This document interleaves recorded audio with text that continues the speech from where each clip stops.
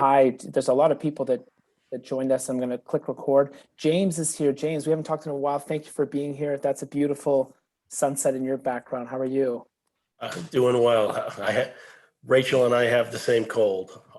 Our coworker gave it to us, so we owe him big time. You owe him for boosting your immune system. Right. Exactly. Marianne, nice to see you. Thank you for being here. Hi, Nicola. Welcome. Everyone, I'm so glad you have your cameras on. Those of you who want to open them, I'd love to see you. If you can't, I completely understand, but it definitely makes it more interactive. Hey, Matthew, welcome to the call. How are you? Very good, thanks. Good. Where are you based? Winnipeg, Manitoba. Oh, great. Well, glad to have you here. Thank you for being here. So I'm going to go ahead and share the slides of today's session with you in the chat. Can you let me know if you can access that? That's working? Great. I see a lot of you are popping into there right now. Great. And Jessica, welcome to the call. Thanks for being here. Hello. How's your Tuesday going? It's great. How's yours? Fantastic. Thank you. Good.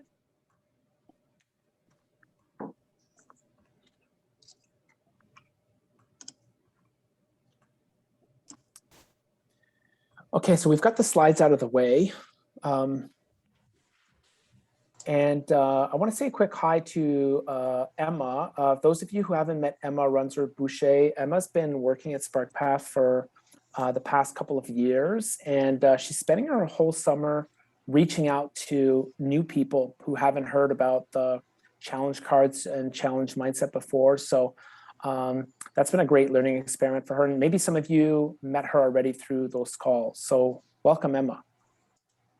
Thanks for having me. I'm happy to be here. Great. And Sally Adam, who most of you met through past webinars, she played an even bigger role in organizing this webinar in terms of creating our slides and our content. So Sally, thanks for all the prep to make this happen. I got your back. Hi, everyone. I'm really excited to be here today. That's great. Thank you. And I'm going to say welcome to Felicia, Brianna, Megan, Sarah. Hi, Marissa. Thanks for being here. Hi, Anne. Welcome to the call. Hi. Thanks for being here. Okay, Sally, if you give me your okay, I'm going to start sharing my screen. Yep, we're all good. Let's do it. Ready to go. Great. And as people join, would you mind resharing the slide link, Sally, maybe a couple minutes in so that Katie and other people have it? Will do. Thank you. Great. So some of you have already done this, but can you please share your name, organization, and city in the chat? It's going to give us a sense of who's here.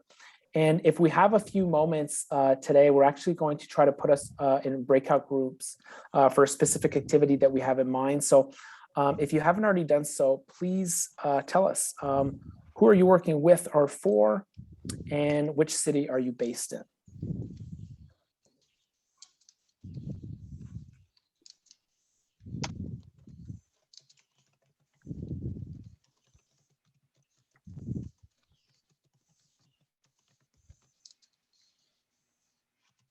Sarah from Arkansas. Great. Welcome, Tarina. Welcome, Stacy. Welcome, Karina, to the call. We've officially reached 2 slides on Zoom of faces. So thank you. If you guys want to do camera on, I'll make sure to say hello. It's nice to see you. Hey, Felicia from London. Hi, Anne. Welcome. And Kathy, welcome as well. Okay, great. Thank you everyone for sharing where you're based. That's really useful for us to know. So let me tell you what we've got in mind for what we want to cover today. It's about the introduction to the challenge mindset and how young people learn about it has a huge impact in how much they can get out of it. And we're going to share some insights into how we've done that, how some of our best partners have done it. We're going to share the ways that we've been unsuccessful at introducing the challenge mindset, which has greatly informed our more successful practices. So we're planning on opening that up to you today. And the value that you're going to get from this session is that you're going to generate new ideas about how you want to introduce the challenge mindset to your colleagues, to your students, to profs on campus, to other educators, and you might double down on some of the great ideas that you've already had and already used, and you might share them with your peers. So that's the intent for this session today. And the way we're going to tackle that is that I'm going to share 5 ways that you can introduce the challenge mindset. We're going to share some examples from leaders on this call, so you'll get a chance to share. If we can create the time, we'll have a discussion in small groups about your biggest takeaways. And even before the discussion part, and when I formally ask questions, please jump in. I love hearing your experiences, recommendations, and questions. There are people here who have been using the challenge mindset for, I don't know, 5 years. And there are people who found out about it 5 days ago. Both groups are welcome here. And I think we can definitely learn a lot from each other. So that's the intent I want to set in terms of participation. So I'm going to start with 5 ways, 5 ideas to get us going about how to introduce this idea. And before I share the 5 ways, let's talk about what happens if we don't have a purposeful introduction to the challenge mindset. I'm going to share some examples of things that I've done that haven't worked. And then I'd love it if you would open up and do the same with me, okay? Let me give you one example of an introduction to the challenge cards and the challenge mindset that is not thoughtful. Hey, I've got this really cool deck of cards to show you. The first time I heard that, I thought, well, that's great. It has enthusiasm. The person's excited. They're communicating well with students. What's the problem? Can anyone tell me what potential problem that introduction could cause for students? Why would I bring this up as maybe not the best approach to say, hey, I've got a deck of cards that I really want you to check out? Madeline, you said relevance. Can you tell me more context? Okay, there's no context, that's right. Can you tell me more about what you mean? And feel free to unmute. I'm happy to listen to anyone's thoughts, chat or audio. I guess I just look at that as it not really giving the student an opportunity to understand what this deck of cards is going to be able to provide them with. It doesn't make it relevant to them at all. Yeah, so if you don't mind, if I can double down on your idea, tell me if I'm taking it too far, but what I want to say to you is, who cares? Like the student would say, who cares about your deck of cards? I don't know what that is. Even who cares that you're excited? I'm here for me, and they should, right? Like the people we help, they're struggling with something. Think about what it took just for them to meet you. They've got a big problem and it's about them and they're trying to articulate it and work through it. They don't even know how to explain their problem. And then you say, oh, I've got something I'm excited about. And it's like, isn't this session about me? So you might think I'm taking this way too far, that an innocuous introduction, it sounds harmless. But what I found in doing this for years and watching so many students do this is that these differences matter. How you introduce it matters. And relevance, to use your word, Madeline, is really important to connect it to that specific person. And I've prepared some slides to show you about how to make this idea extremely relevant to the people that you work with. So I started off with a bad idea. Let me share what I hope are some better ideas. Number 1, running the challenge FaceOff activity. Number 2, asking students to watch the TEDx talk. 3, using our presentation slides, and R means SparkPath slides, which we'll give you access to today. Creating a website to introduce the idea to the students or adults that you serve. And then infiltrating a pre-existing community. So let's go through these one by one. The challenge face-off activity. Has anyone on this call done this activity where you ask students to pick between one challenge or the other? And if you've done it in person, students stand up and they say, I want to increase sustainable energy or improve mental health. You might have these slides up on a large slide in the front of a classroom. You might do this virtually where people vote in the chat. You might do this in person where people vote with their feet and debate choices. Has anyone on the call ever used that activity?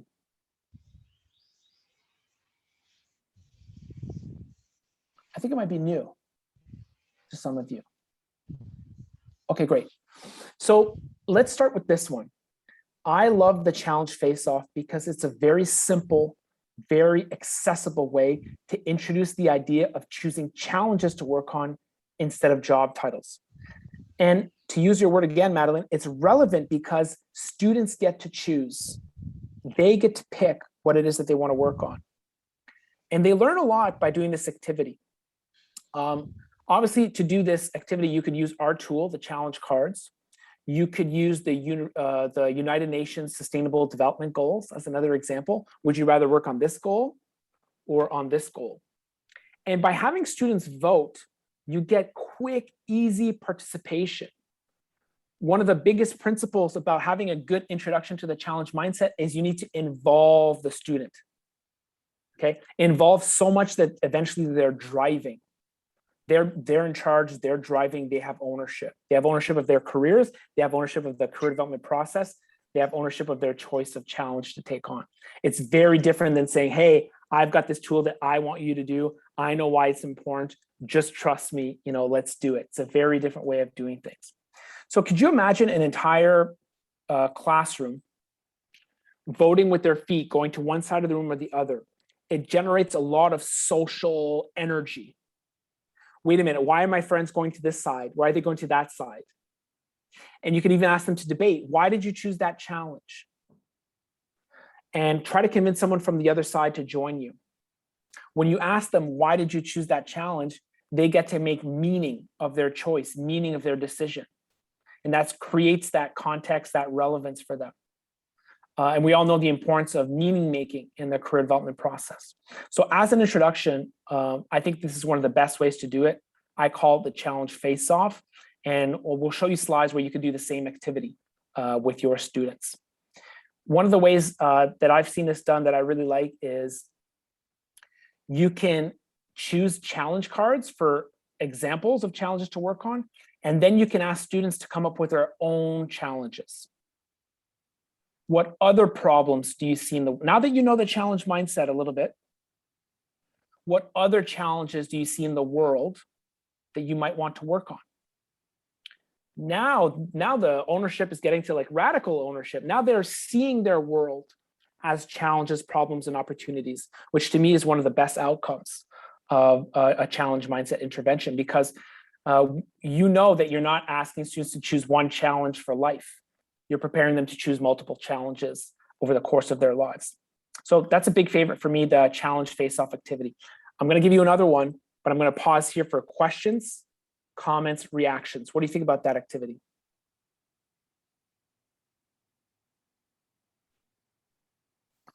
James, I saw you nodding a couple times. Is this something you could see yourself doing with students? Sure. I think it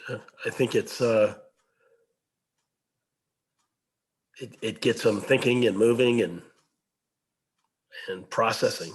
I think that's the key. Yeah, I like that word processing because some people will get this right away and some won't. Like they'll be a bit more tentative. They'll stand in the middle. It's very interactive, and you're all working with different ages, the people here on this call, so you can tailor the level of this to different groups. Some people, you might do this as a powerful 15-minute introduction to the challenge mindset, and for others, this is going to be your 75-minute workshop. The whole time is just picking challenges and talking about them, and then whatever you want to do on the back end, you'll do that in another session. Question from Rachel: does this challenge ever make it seem like one challenge is inherently better than another? Like if most students pick one over another? Yes, it does, Rachel. I even double down on this idea to make a point, because if I may guess, Rachel, where you're coming from, it's that it's not, you get to pick the challenge that you want to work on. I actually go the opposite direction a little bit to make this point. So hear me out. I use the words winner and loser. Okay, the challenge face-off. Okay, first round, we have a winner. we have a loser, we have a winner, we have a loser. And at the end, there's a final, there's a semifinal, there's a winner, and this is tough, okay? Because maybe your challenge wasn't picked. And maybe that hurt when you had to sit back down and so on.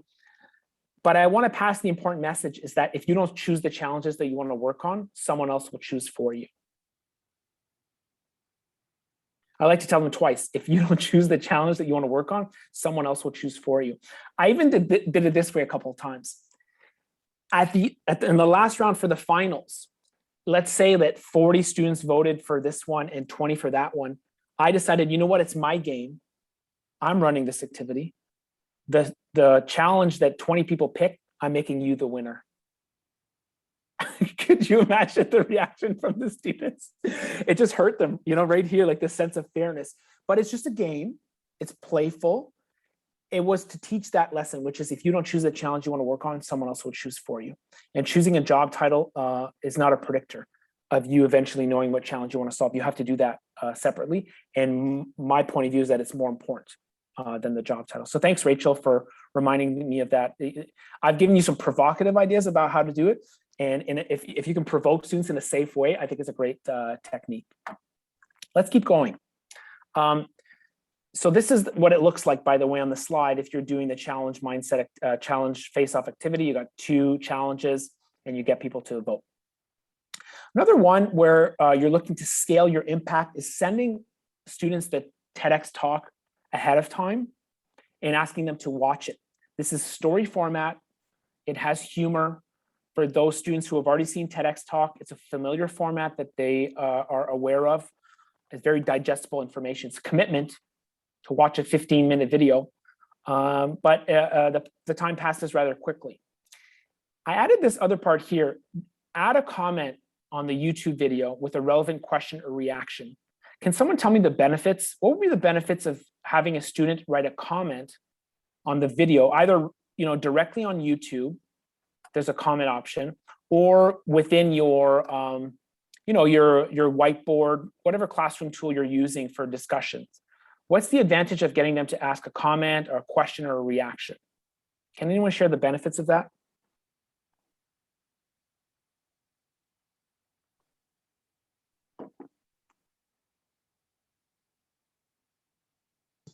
Seems like they would have thought about it ahead of time, and if they had done that on their own, and they would be kind of come ready with what they think about kind of a teaser to get started. Exactly. They're processing it. They're no longer a passive bystander in their careers coming to you for the answers. You've all met that student, right? Who wants you to answer, like, what should I do? What can I do with my major? But they're an active creator. So they're taking on that proactive role. Whilst Matthew presents a challenge to them, it holds them accountable.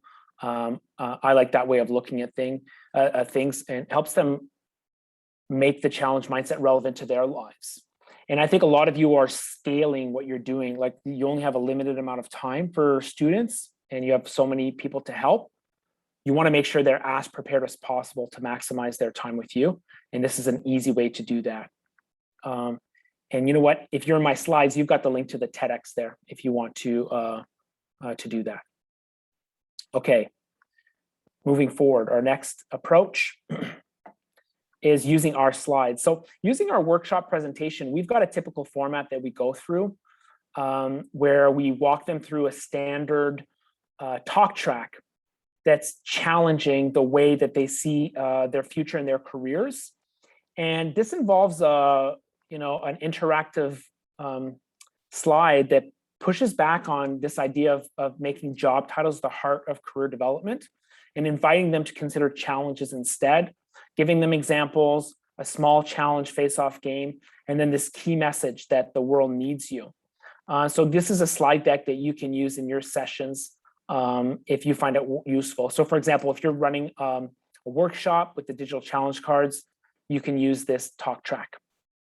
If you're running a mini version of the challenge face-off, you also have 2 rounds here of a face-off that you can do. So that is another suggestion we had for introducing the idea. Another thing that we've seen people do is create websites in order to bring to life the idea. And this is useful when, for example, you want students to prepare before they meet with you, or if you know the students are browsing on your website and are looking for a different way of approaching their careers. And you can see two examples here, one from McMaster, one from Guelph, about how they introduced the challenge mindset. So here's, I think this is the McMaster example of how they've presented that on their career website. And they let people even take the digital challenge cards as an example, just from this website. This is another great example of scaling career development. Another example I've got is infiltrating a pre-existing community. And I thought about Nicola Edwards' work with arts and science specifically. So the idea with the word community is to make careers relevant to a specific group. You're going somewhere, someplace, whether it's virtually or in person, where a community already lives, they have their own language and way of looking at the world, and you're introducing the concept of the challenge mindset specifically for them and their needs. And this tends to resonate because you're using words, concerns, issues that they already have. And Nicola, you've been thinking about this for a while. Number one, through the conference that you built for a specific student type. And now I know you're also working on a website that also aims to introduce the challenge mindset in a way that resonates with students. And I'm hoping that you could tell us a bit about both of those.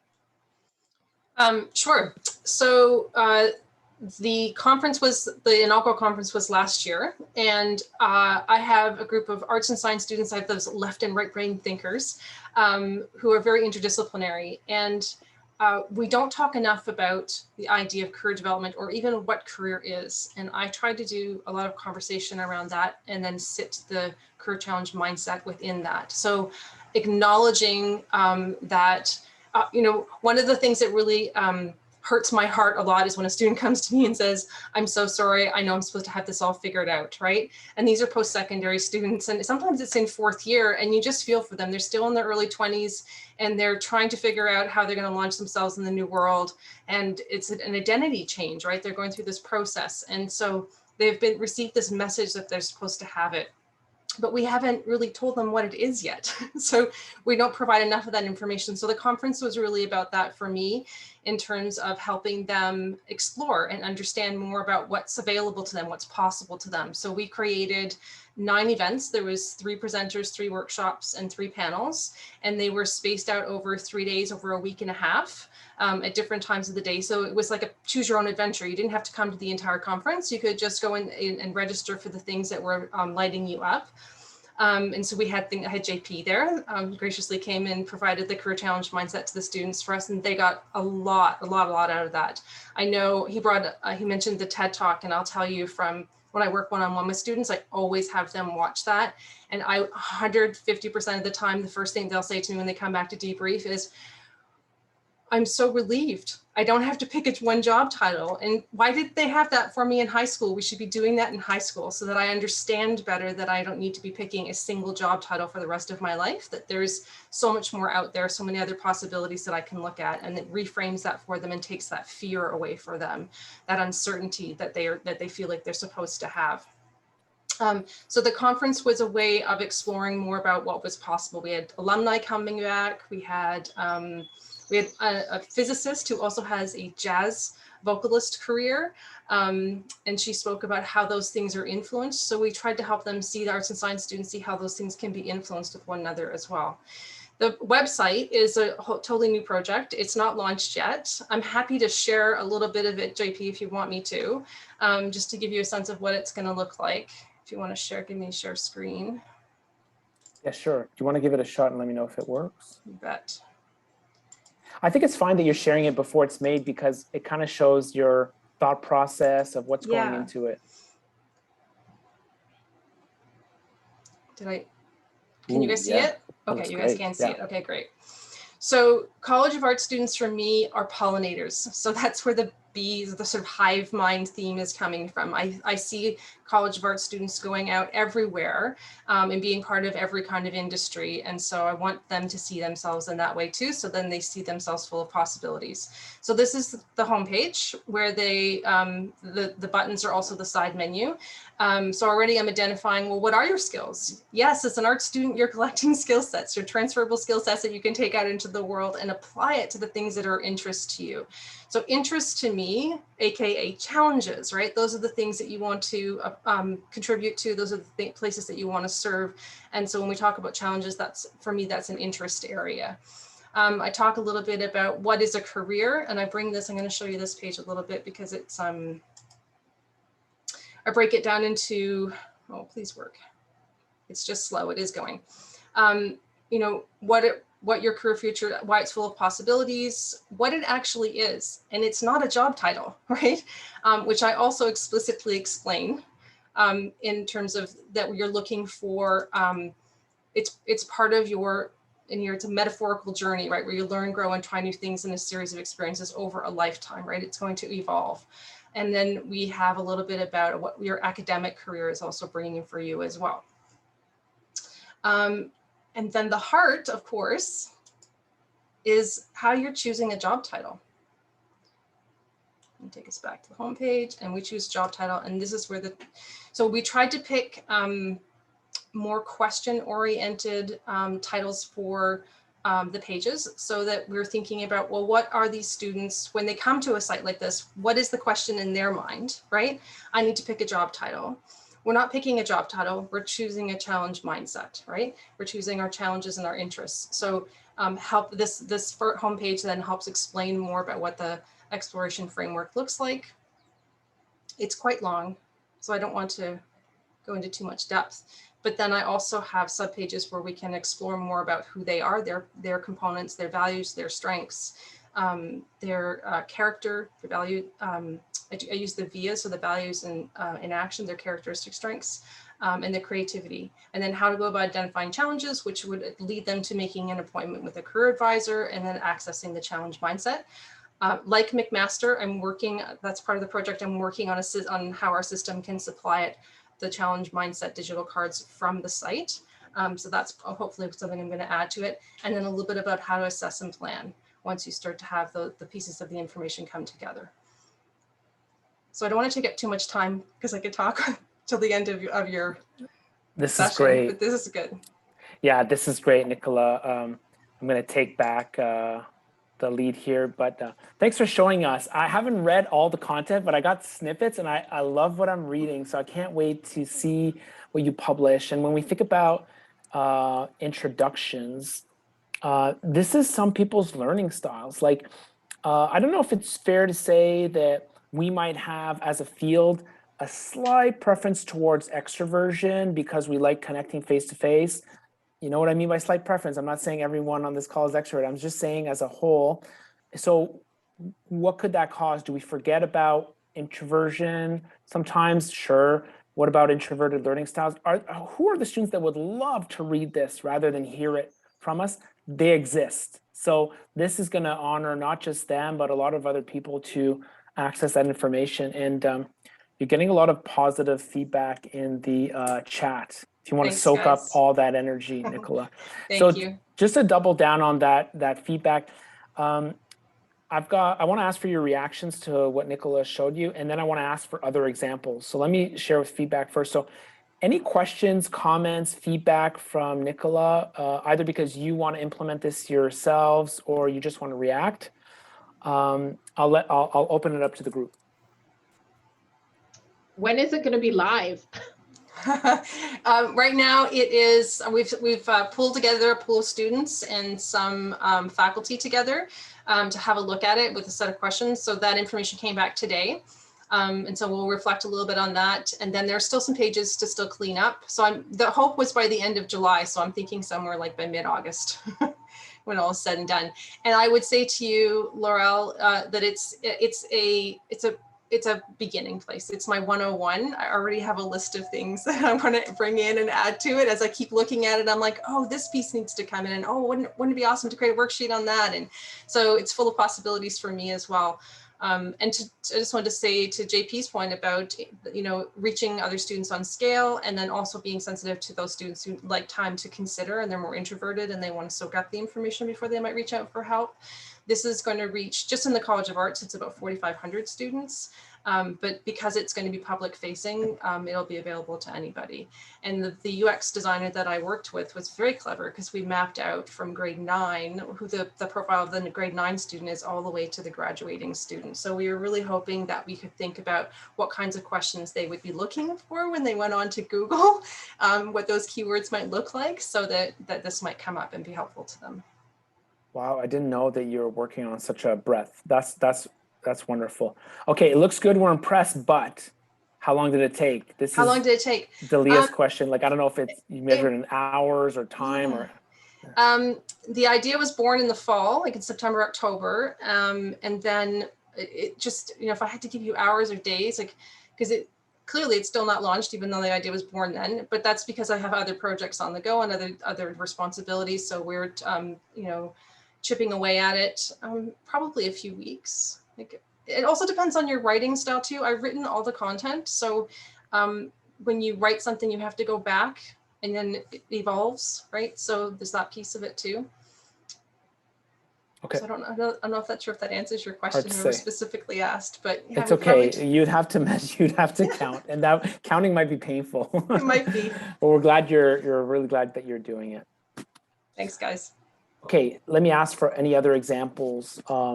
Simple, complex, creative, non-creative. What are the ways that you've introduced the challenge mindset that you might want to share with the group? I have an example. I'm Jessica Wecken from University of Wisconsin River Falls. I work in our Student Success Center, and Katie Putzker from Career Services is also on the call. More often than not, Katie and I are having to introduce this to students individually. So I'm always looking for ways to infiltrate pre-existing groups, like you said. And one of the things I'm going to be trying this fall, our honors program has a first-year seminar. I'll be teaching one of those classes. I'm going to use it in the class. And we're going to talk about career, but also they're required to do a certain number of volunteer hours as part of the honors program. And with a challenge mindset focus on contribution, this works really well for that too. And I'm hoping that kind of engaging them in that way, of that immediate question of what are you going to volunteer to do? And as we all know, when you're exploring careers, volunteering is a great way to do that. So that's one of the ways I'm hoping to use it. And I'll at the end of the fall, hopefully I'll be able to report on how that went. Thank you, please do. I like that first year seminar. I've also seen like working with a first generation group, so infiltrating current pockets. I really like that. I love the word contribution that you used. Like, to me, contribution is such a key word because it's the antidote to so many other negative ways of looking at your career. And I say negative ways because, as you might know, I'm writing the challenge mindset book, and I'm looking for my personal stories of when I was lost in my career. And I was often lost when I had these negative ideas about careers. Like, the most important thing is, how prestigious your job title is, the amount of money that you make, all these fake indicators of success. But to me, the antidote is contribution, is understanding how you contribute, how much you contribute, how meaningfully you contribute. Like, anyways, Jessica, I'm thinking a lot about that word. So thank you for sharing that example. You said you introduce it individually now. I want to share now a talk track and some ideas that you could infuse when you introduce this to individual students that I think is really great. So I'm going to go back to my deck. And can you see this slide where it says your persona? It's just a bit of context to say, like, who am I meeting? Am I meeting Jasmine, Alex, or Lucy? And let's pretend like Jasmine is obsessed. Like, all I want from you, career coach, is to get a job. Anxious Alex says they have no idea what they want to do. They feel lost. They're so anxious. They don't have that relief that Nicola talked about. They have the opposite. They have the anxiety. And then linear Lucy, you've met her too. These are not real people, by the way. We make them up, but you know them. Linear Lucy, you met her. She's always wondering, well, what can I do with my major? It has to be similar, the name, it has to be connected. So let's take the examples of Alex. I might hear Alex say, I have no idea what I want to do. I feel lost, and I think they are discouraged and stuck, and I want to transform them so that they're engaged in taking action. That's what my powerful introduction to the challenge mindset will do. It's that transformation there on that line. So how do I say that? Well, you all have these coaching skills, don't you? You understand how to validate the problem. Alex needs to be heard before they'll listen to whatever you have to say. It sounds like you want a sense of direction. Did I get that right? Maybe you did and maybe you didn't. But this validation of the problem is very important in the introduction. And then to prepare the transformation, you could make that link, the context, to provide that rationale. You could say the best way to get a sense of direction is to create it, not just to find it. I can help you with that. By the end of the session, my goal is to have you engaged in taking action. How does that sound? So now we're setting the ground. We're setting the terrain for that transformation. So you could say the first step is to identify the challenges that you want to work on. To do this, you're going to sort through different challenges, and you'll get to choose the ones that interest you the most. Let me show you how. So now it's connected to that person's problem. It's not just, hey, I have a cool deck of cards. It's this is going to help you with your problem that you brought to me. So it's possible now that by the end of the card sort, you could say, well, listen, Alex, you spoke with great interest about the challenge of reverse engineering the brain. Is this a direction you want to go further in? And you could tell them, well, you can get clear on how you want to work on this challenge, with who, and what you need to learn to be able to do that. Let's decide what actions you will take to do this. And then they're exploring. At this stage, you might have also asked them, well, why did you pick that card? What skills do you have that could contribute? Why is this important to you? And that's what the talk track could sound like. So I've often used the following template to have transformative coaching conversations. And it doesn't sound like this, but it looks like this. This is not literally the questions that I ask, because these are too cut and dry. You don't typically ask a student what they want, because sometimes they come to see you because they don't know what they want. But you want to find out what they want. You want to find out what they've tried, what's worked, what hasn't worked, what impact it's had on them. You want to find out their appetite for change in terms of trying a new approach. And you want to find out what benefits they see for themselves in their lives if they make a change. Making a change could be, taking your first year seminar, Jessica. It could be, playing the challenge FaceOff game. It could be sorting the challenge cards. If you'd like, you can also tell them, if you don't take action, what will happen? That's a bit of a provocative question. You need to use that in the right context, but I've had success with that. All throughout, you want to meet people's personal and practical needs. That means people need to feel respected, involved. You want to infuse the entire conversation with questions, energy, and check-ins. So I'm going to go over that one more time. Finding out what someone wants, what they've tried, what hasn't worked, their openness to try something different, their self-reflection on how this will improve their lives, and what would happen if they don't take action. I found this is a very useful framework when I work one-on-one with people. And I want to double down on the energy piece of this. In terms of my transformation, you might already know that I'm living the transformation, going from a career coach to the founder of a company. And I'm really grateful I have a team that I work with. Eventually, I could use the title CEO. I think our company is much too small. It's not appropriate yet. But one of my mentors, instead of saying CEO, she says, oh, you're a chief energy officer. And I like being a chief energy officer. Sally, maybe sometimes you benefit from me being a chief energy officer. And other times I imagine it must be really annoying to work with the chief energy officer all the time. No. It's always entertaining. That's It's the word I like to entertaining. use. Okay, good. I hope in a good way. So I like the word energy because you get to infuse energy in this process. And I want to share with you the type of energy I give out. And you have to tailor this to your own energy and change these messages that are appropriate to you. But when I introduce the challenge mindset, I want people to have the following energy. The world needs you. A lot of the students that you're meeting, they do not believe this. They're in a scarcity mindset. It's hard to get a job. I have student debt. My parents don't like their work. It's competitive out there. I might fail. Some of those things might be true. What's also true is that the world needs you. There are so many problems, opportunities, and challenges to work on. And you get to prove that with the challenge cards. Here are some examples. That's an important message. I like for them to know that there are multiple exciting paths available for them, not just one. There are different ways for them to achieve their goals.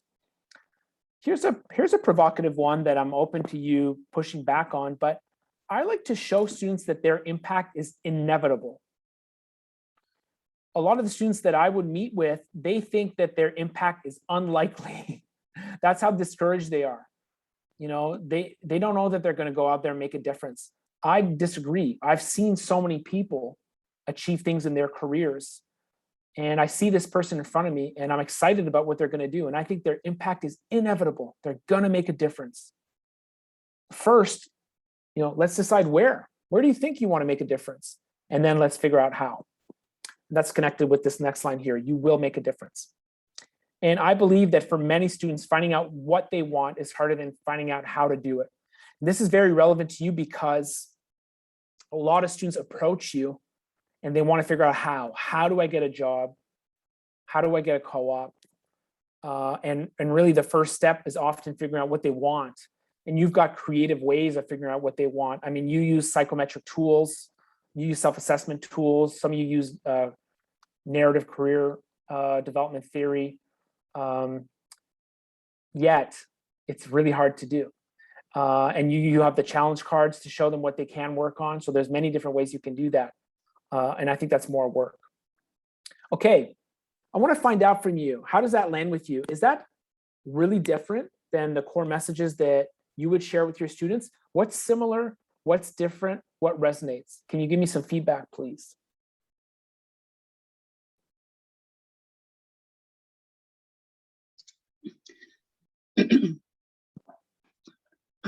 Yeah, I like this. I really like this approach. I've kind of used the word inspiration, and I have used the challenge cards to present what I call inspired careers, you know, and I've kind of zeroed in on certain types of careers that I make a difference. And I really like the idea of motivating people about how they can make a difference in the world. I think there's young people are very much needed. And I'm particularly interested right at this time in green careers. I have used kind of a FaceOff approach, a little bit like you had talked about, but then picking a couple of examples of inspired careers and then talking about them in a little bit more detail. Okay, great. Thanks for sharing that example. You added a couple words, inspiration, motivation. I think those belong on the slide. I think we all have heard of fake inspiration, fake motivation. That doesn't really resonate, right? Like you could do anything you want, or you know, your life will be great. And I don't know if students believe it, but I really hope that using this tool and using your coaching, you can motivate and inspire and then prove it and back it up. And if they don't believe you, you can work through that. What are their objections? Why do they disagree that their success is inevitable? And then that's a good coaching conversation, isn't it? Marissa, what do you think? Yeah, I agree. And we try to really, you know, it's one of the other tools that I use, Lego Serious Play, and really about hope and optimism, curiosity, and adding that playful approach, which I think as adults, and in my case, I'm in post-secondary in Canada here, we forget about, right? And what I try to do, and with the challenge cards, I think, is bringing it also back to inquiry and curiosity, right? And not knowing all the answers is okay. So I think really reinforcing to what you said earlier, JP, and what some others have said, you know, it's okay to not know, and really normalizing that for them can be a challenge, or can be, you know, really great conversation. So I love the idea of the cards, just really adding that and really like experiencing that in the moment through, you know, through the exercises. So that's my 2 cents. Thanks for sharing that. I want to talk to more people, but we're long on the call. So what I'm going to suggest is we do breakout groups. Here's my ask. And Sally, did you have a comment about that? No, sorry, that was a mistaken click. No, that's okay. Actually, I'm going to ask for your help, Sally. Would you mind writing this prompt in the chat? Because I'm going to send out everyone to breakout groups. And then the first thing they'll do when they get there is they say, wait, what did he say again? So could you write it in the chat? I would like for you to share one way that you introduce the challenge mindset, or one way that you would like to introduce the challenge mindset.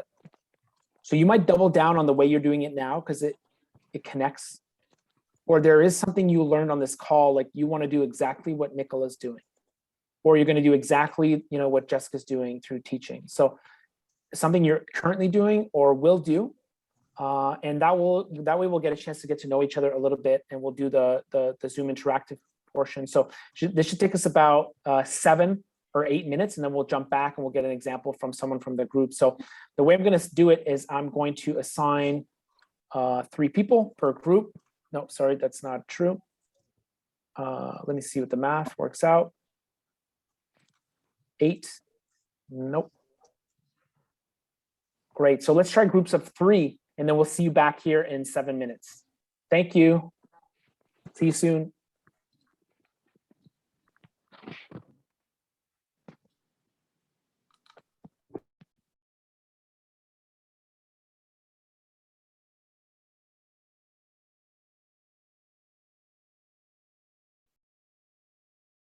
Go for it, Emma. Do you want to join a group?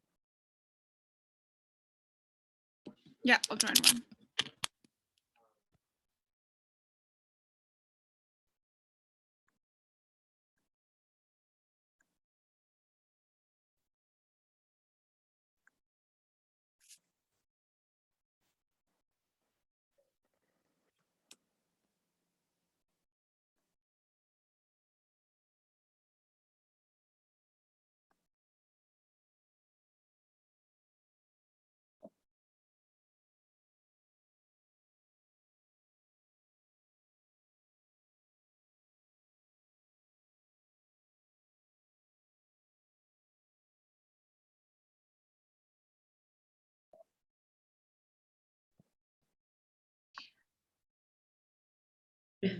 Back. So is it possible, so like I would love to be able to keep an eye on Nicola's website as she continues to develop it. Like, can we pick her brain for a little more information so we can stay connected with her? Yeah, did she say an approximate, like her goal for when it would be ready? How about I start with that? That would be fantastic. Okay, great. Thank you. I'll try to remember to do that right now. How did your group go, Darla? It was awesome.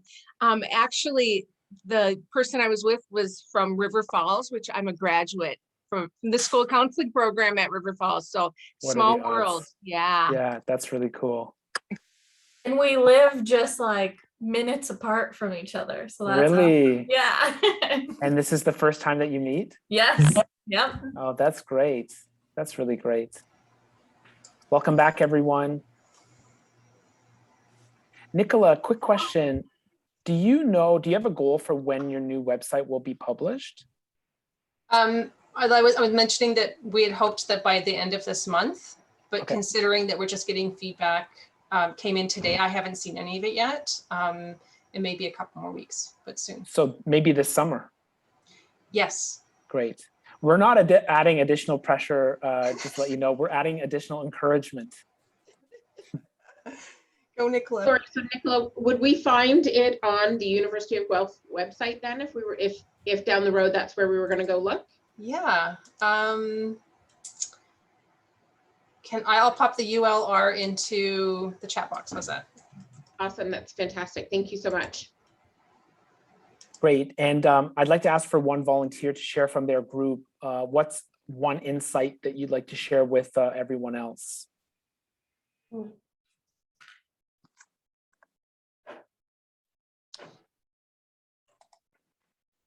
How do I get in?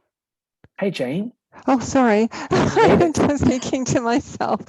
Just went to the University of Guelph website and it says access denied. So I think maybe that's because it's the URL that she's working on. So maybe once it's done, that's what will come alive. But you know what? I can, if Nicola gives me permission, I can share it too. Like when the time is right, either by email or at the next webinar. I'd be delighted. Thank you, because it really does look amazing. Yeah.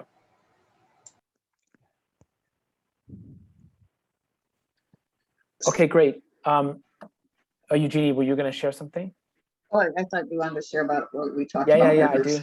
Yeah, I was going to ask again. Yeah. We were talking, I had a couple ideas, or actually Matthew had a great idea, which maybe you could share, Matthew, about doing it at a booth for some kind of a career fair. But go ahead and share that. Yeah, so I'm fairly new to the challenge cards. I heard your talk at Connexus, JP, and that was sort of the first introduction to it. So I've been working at home over the last year, obviously, and haven't had a chance to use it a ton with students. But one idea I've had is we're always looking for fun ways to engage students at different career booths that we're at. The college I work with is pretty active in that regard, and so the career services team has a bit of a reputation for having like cool booths, and so we've done interview questions out of a bowl, you answer them, you get feedback on the spot, or things like that to engage people and sort of draw more attention to the booth, and therefore an opportunity to promote our services. So one idea I had was with these challenge cards and sort of adopting or adapting that FaceOff approach, where you could, put a few cards on the table. I don't know, one thing I was going to ask about is, do you just do 2 cards, or do you set up more of like a bracket, a tournament bracket almost with multiple cards, and you could do a larger scale version of the FaceOff? Good question. I do both. I show a bracket, and then we start. Then round 1 is the 2. So exactly, I think like how you imagined it.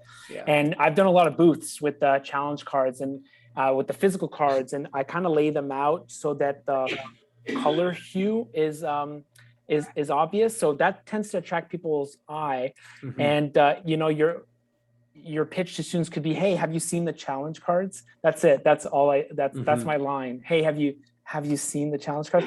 And then you could get someone to play with them, and then they sort them, and people have a lot of fun with it at the conference. It's a cool moment of connection. It's like the right amount of time, for them to do it quickly, get a sense of it, get something, useful out of it. So you could replicate the same thing with the digital cards if you have like an iPad stand, and just have people click through like, oh, I like this, I don't like this.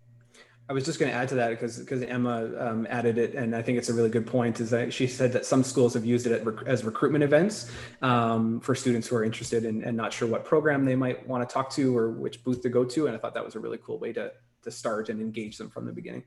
It's a great way. Hey, it's 1 minute past our time, before the end of our time together. I'm going to say on this call after it ends, but as usual, I want to say a big thank you for coming in. A lot of sharing happens here about best practices, things you're doing. I hope that's been useful for everyone who's jumping on here for the first time or for the 8th time.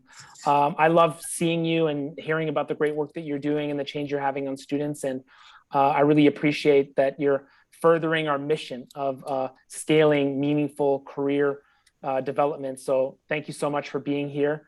And I look forward to seeing you at the next one. Thanks, everybody. Thank you. On your way out, if you want to give us some feedback, please feel free to do so. In the last slide, I'll add a link too. Also, if it's your first time joining the webinar, I'd love to know and say a hello. I'll add the link. Thank you.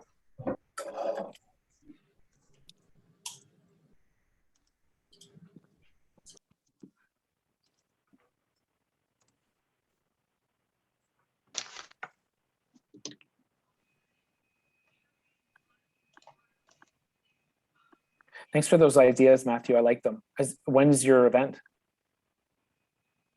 We're not sure yet. We're not entirely back on campus yet. Fair. Yeah, fair. I love the energy fishbowl. I might steal that. Yeah, it's a good enough risk, but it's safe enough. It's fast enough. Like I could see that really going well. few prizes don't hurt either, of course. Yeah, you bet. Okay, nice seeing or meeting everybody. Thank you, Matthew. Nice seeing you. Shannon, did you say I wanted to ask you a question, your thought about this, of taking, if you had more of a specialized kind of activity or workshop around, like I noticed you have about 4 cards on things like around sustainable careers or states, different, and you kind of go into more challenges that might relate to sub parts of that career opportunity. You know what I'm saying? Like, so you make it kind of you may start off with the general challenge, but then talk about challenges in different sectors of that particular career area. Yeah. Are you looking for ideas? Because I have some. Yes, please. I think you told me about great work you're doing around green careers. And I think some students that are going to show up and that need your help, they think that's not for me.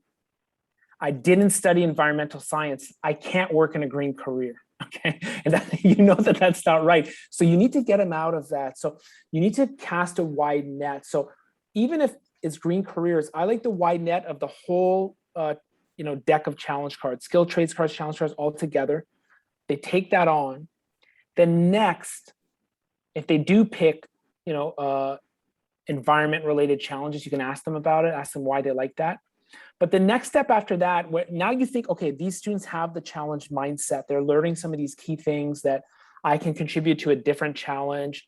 Have them create their own challenge card focused on whatever you want, green careers, if that's the focus, right?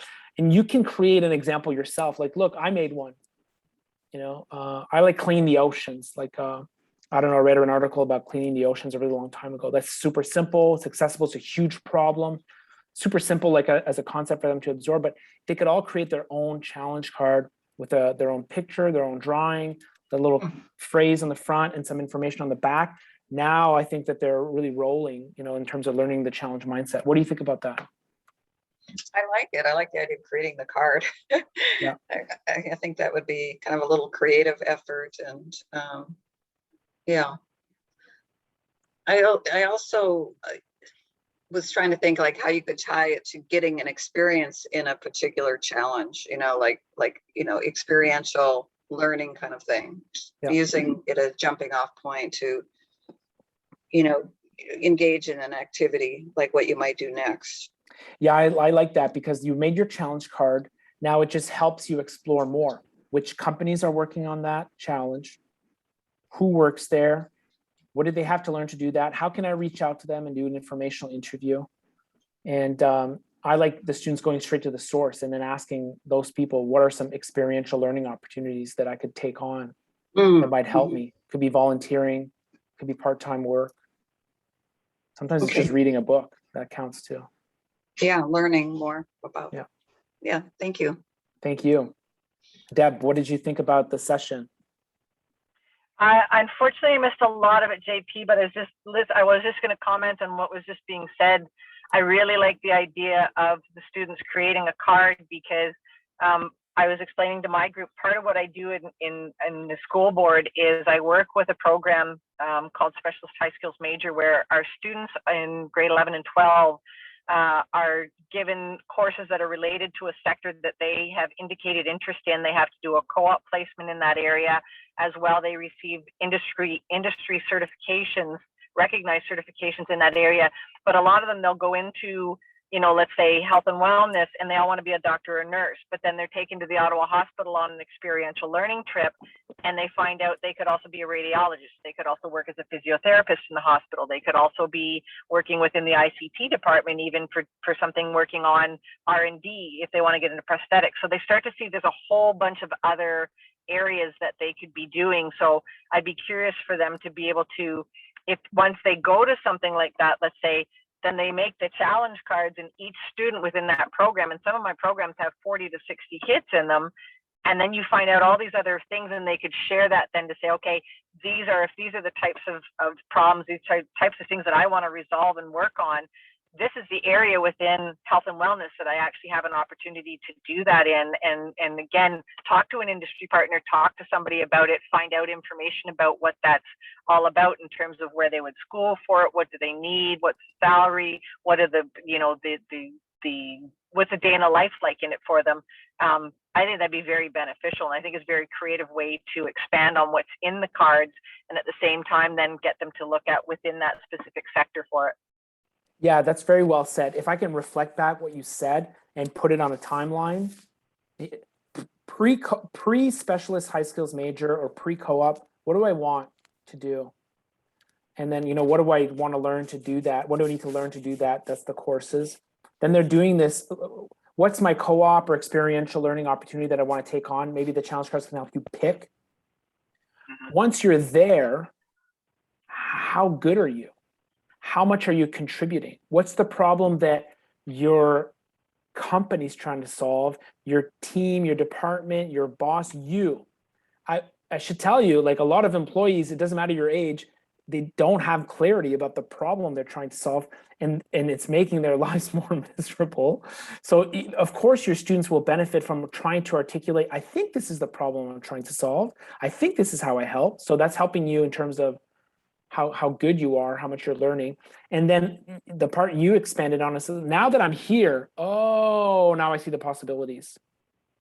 And what we have to teach them is that this is the cycle, actually. It won't happen twice. I do co-op and then I start working. It's going to happen over and over in your career. Like you go there and then you learn more possibilities. So creating your own challenge card is just a preview for them having to do it over and over. Like imagine the breadth of opportunities for a nurse, like a popular job title, but there's so much diversity of opportunity for problems to work on as a nurse. Turns out it's similar for pharmacy, and of course there's some jobs where there's even more diversity of opportunity, but I think that's what writing your own challenge card can help you prepare you for. Mm-hmm. Thanks. Thank you. All right, everybody. Love the session. Love to have you here. Looking forward to seeing you on the next one. Nicola, special thank you for your presentation. I think a lot of people liked what you're doing. Keep going. Thank you. All right. Bye, everybody. Have a good one. Thank you. Bye. Bye.